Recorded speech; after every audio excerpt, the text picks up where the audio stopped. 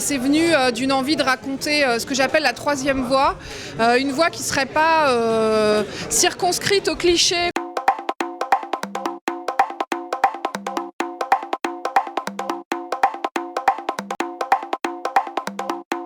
Je suis très heureuse, c'est un prix qui existe depuis 23 ans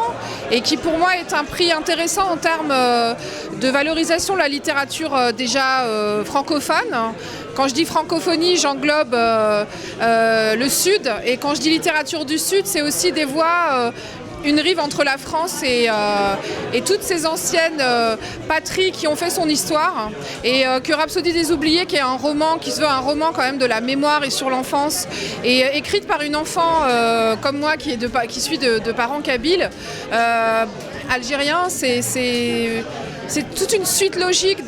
d'histoires dans la grande, et je suis très heureuse. C'est venu, comme arrivent les grandes rencontres, c'est venu d'une envie de raconter ce que j'appelle la troisième voie, une voie qui ne serait pas circonscrite aux clichés que peuvent être les enfants d'immigrés déjà dans leurs expressions, et aussi une envie de raconter l'enfance, une envie de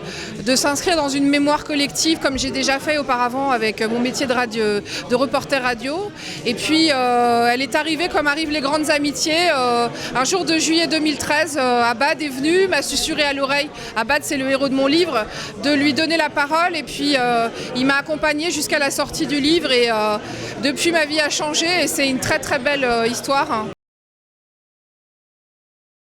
L'envie d'écrire, elle est venue à un moment de ma vie où j'ai eu une cassure personnelle, et puis elle est venue comme arrivent les grands moments de la vie. C'est difficile de répondre à ce genre de questions parce que